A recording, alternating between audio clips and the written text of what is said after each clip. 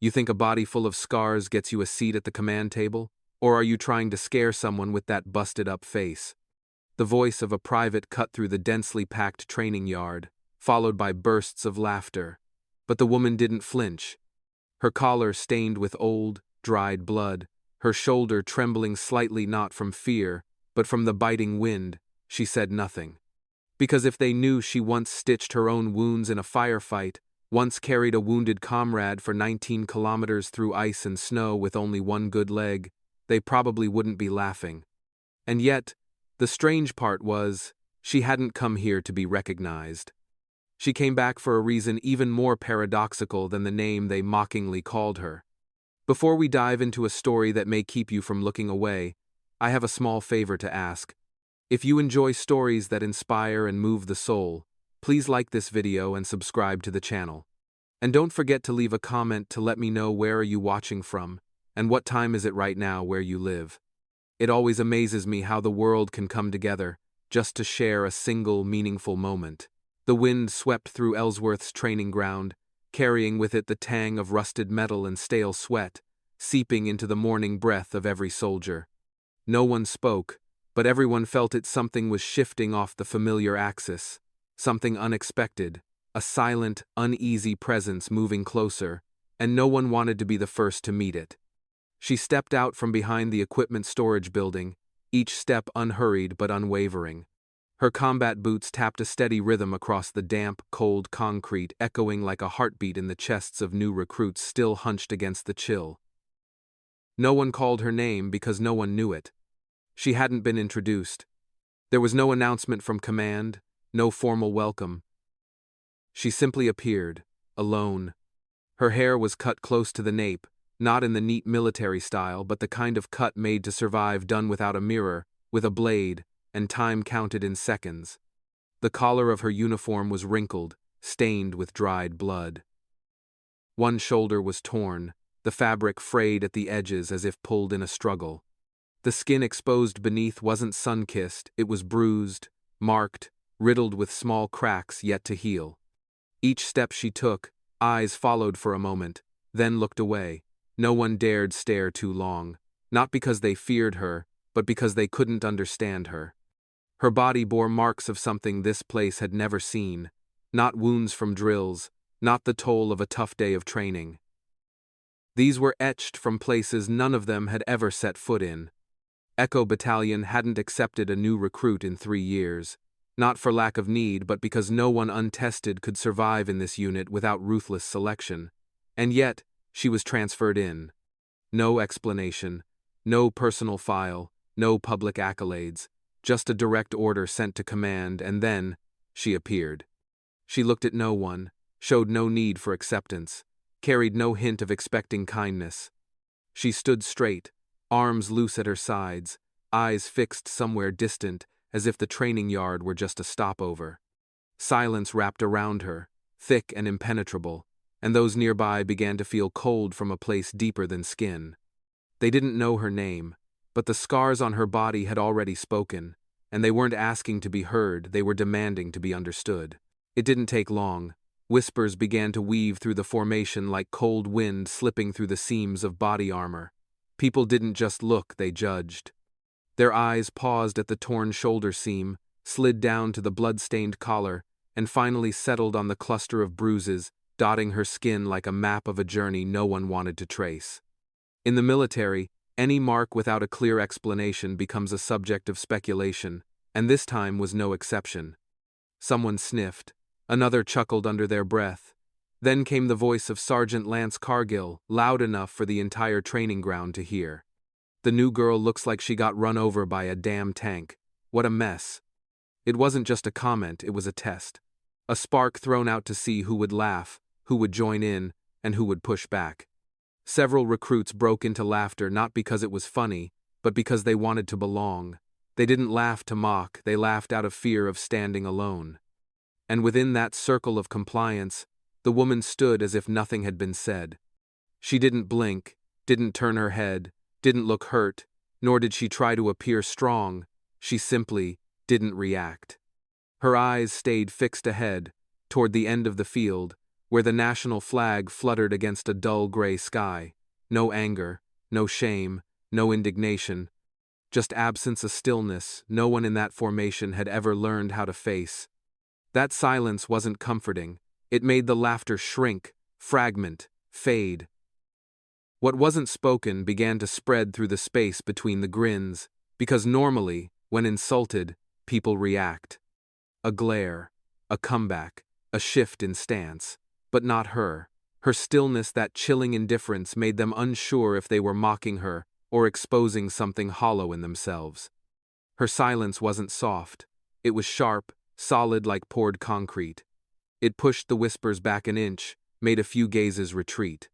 Even Lance Cargill, though still surrounded by others, began to shift uncomfortably. He hadn't anticipated this.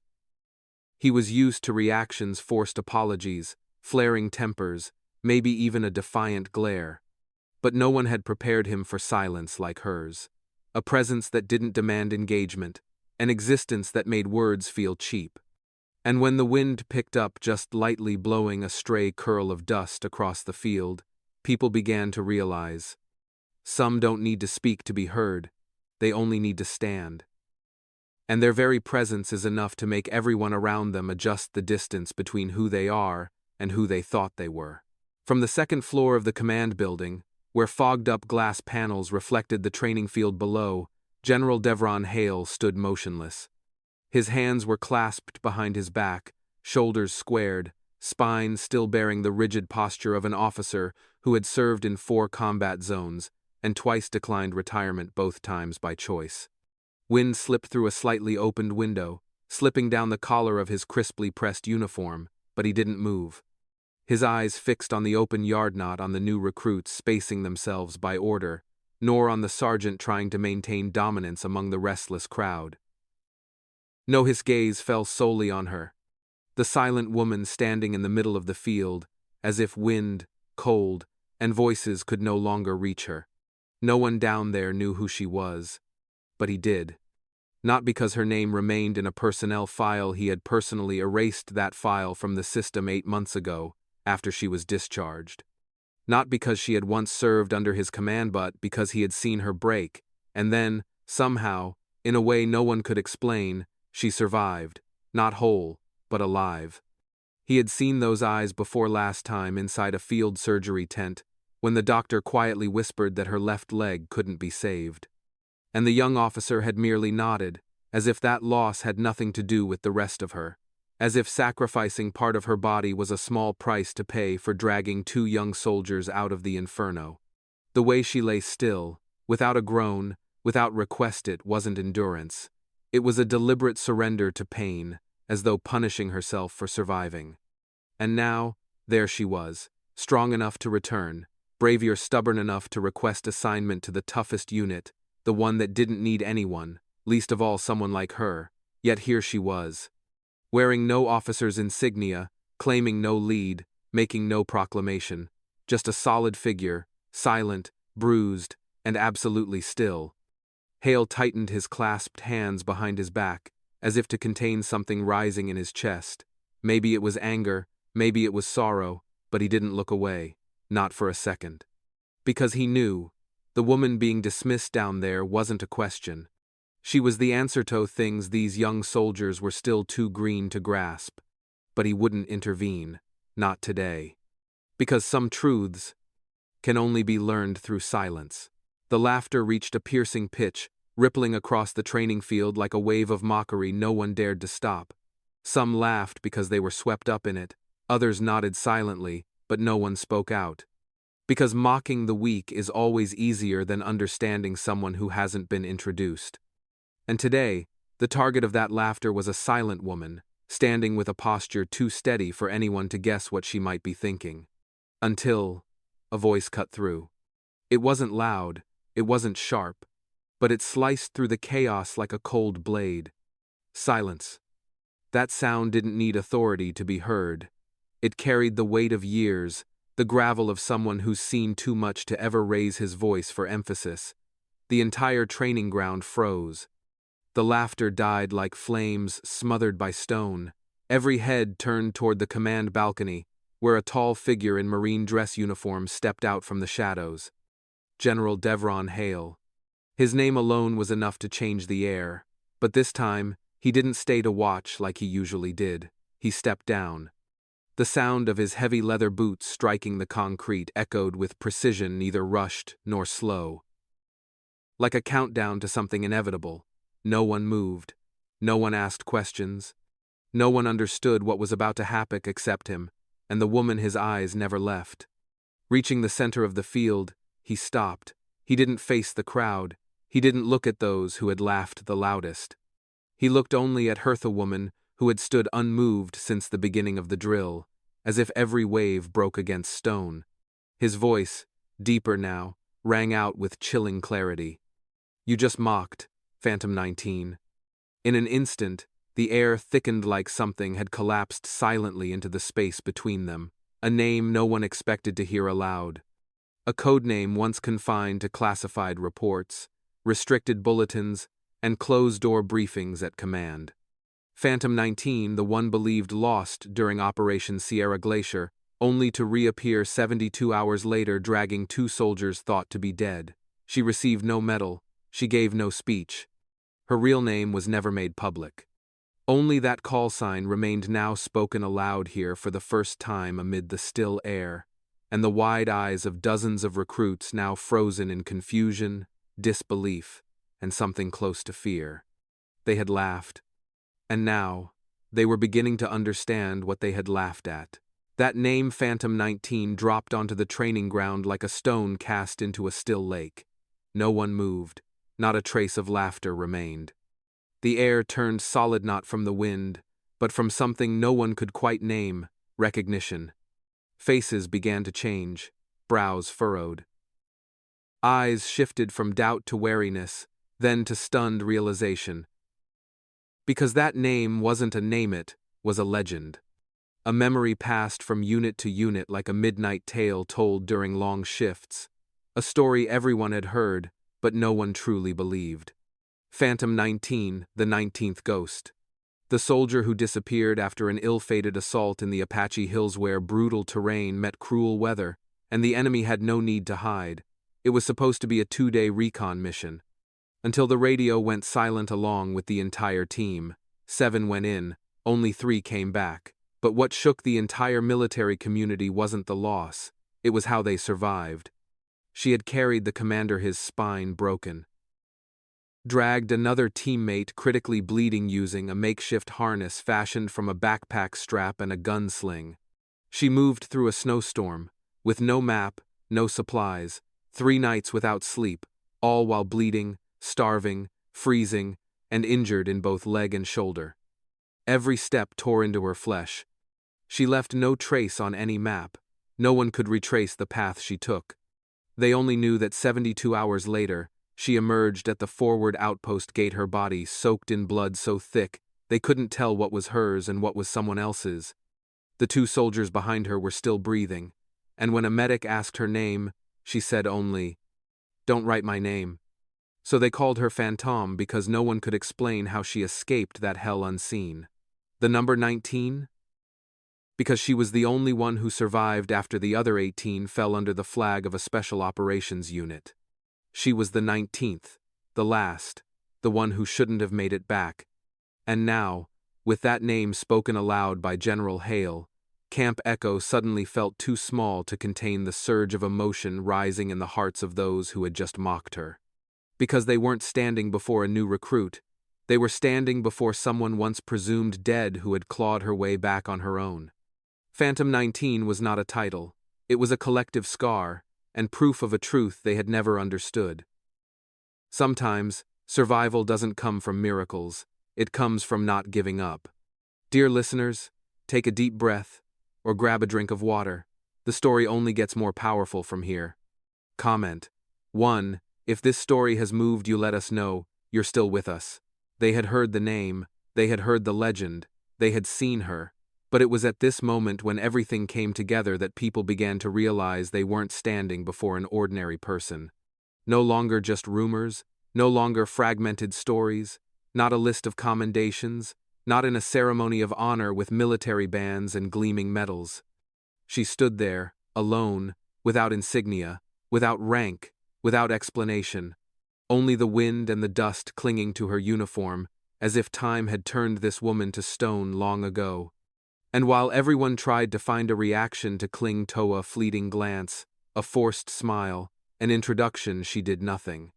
She stood there, back straight, as if the weight of the entire unit resting on her shoulders wasn't enough to make her bow. Her hands hung loosely, neither tense nor defiant. Her eyes gazed far off, unclear whether they were following something or escaping something, but it was that very silence that made it impossible to look away. Without saying a word, she had answered everything. Without refuting the mockery, she had made it seem absurd. Without recounting her deeds, she had made others feel too small to comprehend. And without demanding respect, she made every person in the training yard adjust the way they stood and the way they thought. Because this woman, though still alive, had traded a piece of her soul to be here. She had lost people no words could ever name. She had endured nights lying motionless in cold mud, hearing the heartbeat of a comrade stop just behind her. She had carried both the weight of bodies and memories back from places with no path of return. And when all of that had been worn down by time, when there was nothing left to hold her back, she still chose to return. The moment the name Phantom 19 was uttered, the space seemed to fall into a state suspended between silence and shock. Eyes wavered, hands slowly clenched, and amidst it all was the woman who stood still, as if she hadn't heard a thing. She neither denied nor confirmed. She simply let the name fall, striking the dusty ground, resonating with its own weight. General Devron Hale took a deep breath. Within him was a torrent of tangled emotions that even a man who had faced gunfire for decades found hard to disentangle. He stood among young soldiers, those who had never grasped the true meaning of returning, and one woman who had carried it in every heartbeat since the day surviving became not a stroke of luck, but a burden. She requested to return. His voice was hoarse, not quite from anger, nor from emotion. It was like the echo of something never spoken at the right moment. Each word fell slowly, cutting through the air like a thin blade. I didn't send her. She chose to go back. That truth, though spoken in a calm tone, made the ground beneath the feet of those who had once mocked her tremble in their minds. For who among them, those yet to set foot on a battlefield, dared to imagine voluntarily returning to a place that had taken everything? He turned his face slightly, as if unwilling to let anyone see the tightening of his jaw, the faint strain in the corner of his eyes, not because he was weak, but because he knew some things, even when spoken, were not meant for others' ears. He had seen her collapse in blood and mud. He had seen the vacant look in her eyes after signing her discharge papers, the look of someone who thought they had escaped pain. And then, months later, he saw her handwritten request to re-enlist, plain, without flourish or justification, just one line: I need to go back. No one returns for honor. No one thrusts themselves back into a place that took everything just to prove something. They only do so when they cannot live at peace with unfinished memories. When the shadows of the past follow them into sleep, into meals, into silences no one else hears. She didn't return to be heard. She returned because she could do no other. And when General Hale said this before the formation, he didn't speak for them to understand. He spoke so she would know. Her silence had found a voice. And he, with all his indignation and respect, was the only one willing to bear it. No one asked her to recount. No one needed to hear. But there are stories that don't need a voice, don't need words. They tell themselves through the slight limp in her left leg, through the way her hand tightened whenever the cold wind grazed her neck, through the eyes that lingered a moment too long when catching sight of someone lying motionless on the training field. And then people began to understand that the wounds weren't just on her arm, in the tear of her sleeve, or the bloodstains on her collar. The real wounds were the ones no one could see, yet they were always present, like the way she never turned back when someone called from behind. Like the way she stood at the edge of the formation, neither pushing forward nor falling back, as if always ready to react to something that no longer existed. Private Lance Cargill, the one who had raised his voice, who had laughed loudly now, stood just a few steps away from her. His face flushed, not from shame, but because he didn't know what to do with himself. His mockery now hung awkwardly amid the gazes no longer fixed on the woman he had ridiculed, but beginning to bore into him. He wanted to say something, an apology, a correction, but his throat was dry. The words, not yet formed, were stuck between confusion and something heavier regret. She still didn't look at him. She didn't need to. Her silence was no longer a fortress, it had become a mirror. And in it, Cargill saw himself not the soldier he thought he was, but a naive boy, arrogant in his ignorance of what true pain looked like. She didn't need to speak of the scars that bled at midnight. She didn't need to recount the times she heard her name called in the pitch-black night and no one answered, no one returned, no one came back whole. She didn't need to mention lying still in cold mud, shielding a comrade's body with her own to avoid bullets. All of that had been told, clearer than any words through eyes that no longer held the light of youth. The wounds didn't speak, but they lived. They followed her from one training ground to another, from one sleepless night to the next. And now, they stood tall, shoulders brushed by the wind, side by side with her. They needed no explanation. They needed no forgiveness. Cargill bowed his head. There was no sound. No one spoke for him. But perhaps, in a fleeting moment amid the heavy silence and frozen breaths, he understood. An apology could never suffice for laughing at someone who was still learning to survive each day. And she, Phantom 19, had never waited for one. The silence now was no longer a void. It became a pressure, a dense atmosphere that no one dared to break. No orders were given, no whistle sounded, not a single step was commanded. But something in the air had shifted. From the end of the line, where the midday sun barely touched the edge of the shade, an old training officer gave a slight nod.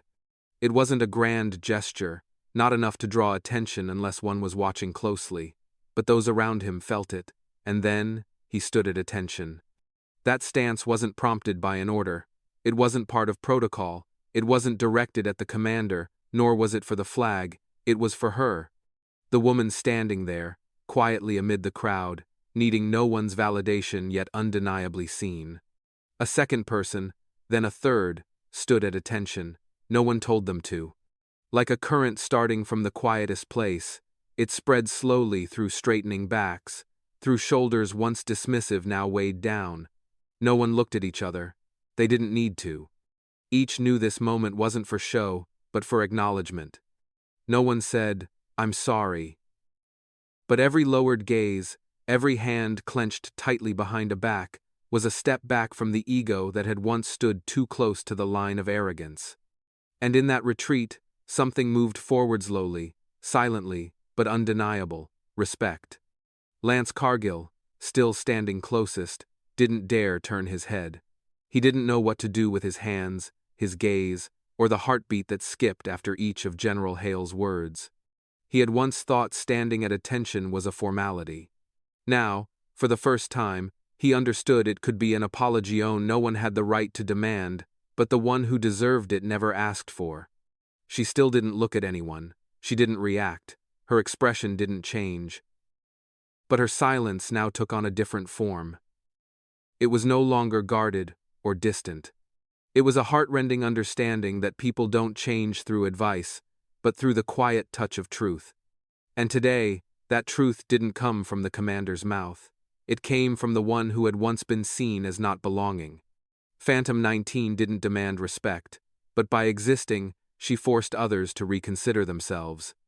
And they did so, not with shouts, not with salutes, but by standing still back straight like people learning how to grow. The afternoon settled over Ellsworth in an unusual stillness. No laughter echoed from the shower block. No one tossed towels or teased each other on the way back to the barracks. The air felt filtered through a layer of silent dust where everyone could hear their own footsteps, but no one wanted to make them sound louder.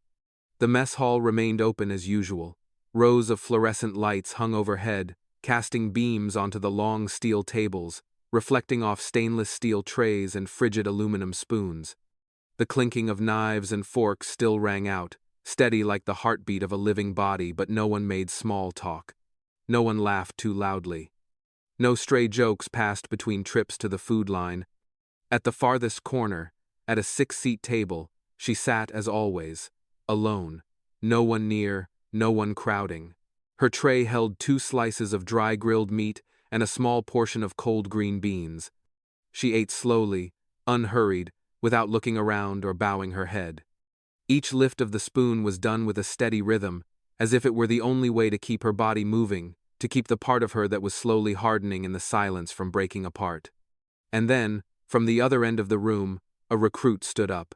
Tray in hand, he walked slowly, not hesitating, but not rushing either. He approached her table, didn't ask, didn't wait for an invitation. He simply sat down quietly in a chair across from her. No eye contact, no words, just presence. A few minutes later, a second person did the same, then a third. No one spoke to each other. No one checked who went first, as if an order had never been given, yet they all heard it. Private Cargill was the last to sit. He didn't approach with his usual arrogance, nor did he carry his earlier unease. He set his tray down gently, as if afraid to shatter something fragile on the table. He sat, back straight, silent.